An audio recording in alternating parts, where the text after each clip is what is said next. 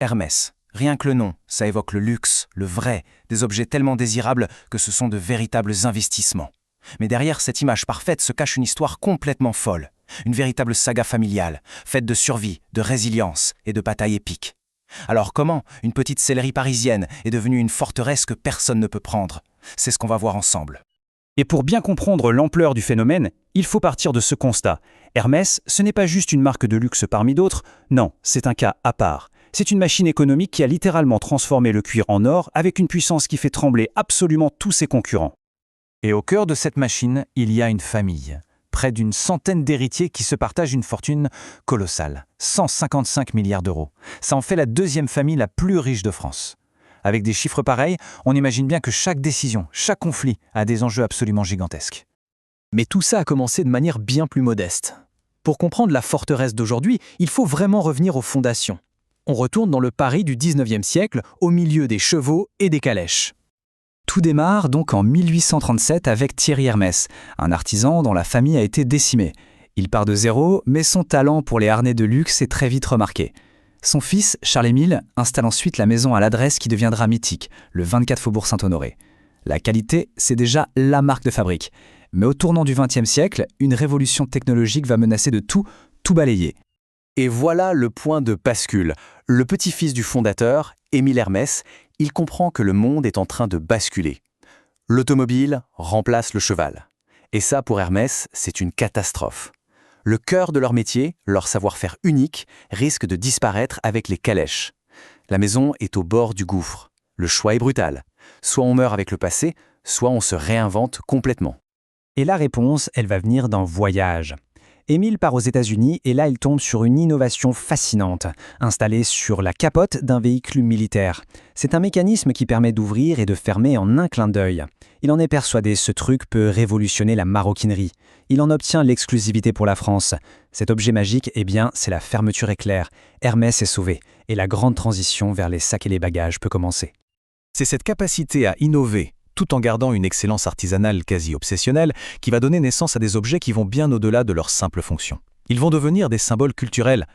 Prenez le carré de soie, par exemple. Pour fabriquer un seul de ces foulards, il faut la fibre de centaines de cocons de verre à soie. Et ça représente 450 km de fil. Vous imaginez?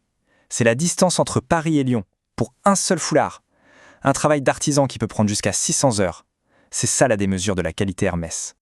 Et ce qui est drôle, c'est que parfois les icônes naissent par accident. La fameuse boîte orange, par exemple, ce n'était pas du tout un choix de design au départ. Après la guerre, il y a une pénurie de colorants. La seule couleur de carton disponible en masse, c'est cet orange, un peu vif. Un choix par défaut qui va devenir, contre toute attente, la signature la plus reconnaissable de la maison. Incroyable, non? L'histoire de Sac Kelly est tout aussi folle. Il est conçu dans les années 30 par Robert Dumas, le gendre d'Émile Hermès, et il connaît un succès, disons, modeste. Mais tout bascule en 1956. Une photo de la princesse Grace Kelly, qui utilise le sac pour cacher son début de grossesse, fait le tour du monde. C'est un coup de communication inespéré. D'un seul coup, toutes les clientes se ruent chez Hermès en demandant le sac de Kelly. La maison n'a pas le choix, elle le rebaptise officiellement en son honneur. Une légende est née. Et l'autre sac mythique, le Birkin, c'est aussi le fruit du pur hasard. Dans les années 80, Jean-Louis Dumas, qui dirige la maison à l'époque, se retrouve assis à côté de Jane Birkin dans un avion. Elle se plaint de ne jamais trouver un sac qui soit à la fois pratique pour le week-end et chic.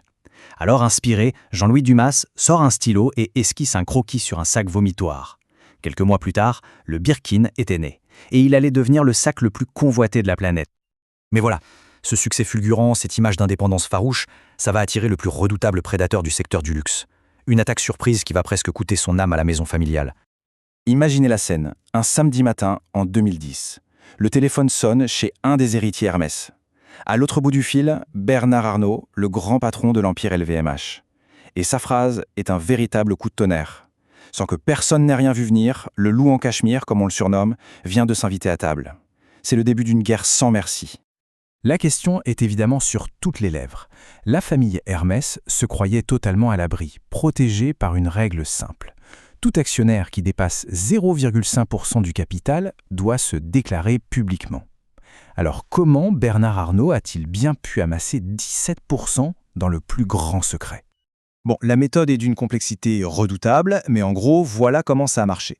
LVMH a utilisé des banques qui, elles-mêmes, via des sociétés écrans dans des paradis fiscaux, ont acheté des actions Hermès. Légalement, LVMH n'était pas propriétaire, mais avait une option pour les racheter plus tard. C'est un montage financier ultra sophistiqué qui a permis de passer complètement sous les radars. Le piège, préparé pendant des années, vient de se refermer. Pour la famille, c'est le choc absolu. La paranoïa s'installe. Il faut agir et il faut agir vite. 51 héritiers se réunissent en urgence. Et ils prennent une décision radicale. Créer une holding qu'ils baptisent H51. Ils y bloquent plus de 50% de leurs actions pour une durée de 20 ans. C'est un sacrifice financier immense. On parle de 8 milliards d'euros immobilisés, mais c'est le seul moyen de construire un mur infranchissable face à l'assaillant. La bataille judiciaire qui va suivre se termine par une victoire pour Hermès. LVMH est condamné et doit revendre ses parts, réalisant au passage une plus-value colossale, soit dit en passant. Mais de cette guerre, Hermès va sortir plus fort, avec une stratégie encore plus affûtée. Et ce graphique illustre parfaitement la puissance du modèle Hermès. Regardez bien la comparaison. La marge opérationnelle d'Hermès, à gauche, elle frôle les 40%. C'est presque le double de celle du groupe LVMH, à droite, qui possède pourtant 75 marques. Une seule marque, 2 fois plus rentable. C'est une machine à cash d'une efficacité redoutable. Mais alors, c'est quoi le secret? Eh bien, il tient en un seul concept. La stratégie de la rareté orchestrée à la perfection. Hermès ne cherche pas du tout à satisfaire la demande, bien au contraire. La production est volontairement limitée. Vous ne verrez jamais de sac en vitrine. Il faut être un client fidèle pour espérer un jour avoir le droit d'acheter un Birkin ou un Kelly. C'est une frustration organisée qui transforme le désir en culte et le sac en véritable investissement. Et le résultat en bourse est spectaculaire. Sur 25 ans, pendant que l'action LVMH était multipliée par 10, celle d'Hermès, elle, a été multipliée par 65. Une croissance qui démontre la confiance absolue des investisseurs dans ce modèle unique au monde. La famille a gagné une bataille historique, c'est certain. Elle a réussi à transformer une maison d'artisans en une forteresse économique et culturelle. Mais dans un monde où les fortunes attirent toujours les convoitises et où les dynasties finissent parfois par se fragmenter, la question demeure. Cette forteresse, si brillamment défendue, est-elle vraiment imprenable pour toujours? Seul l'avenir nous le dira.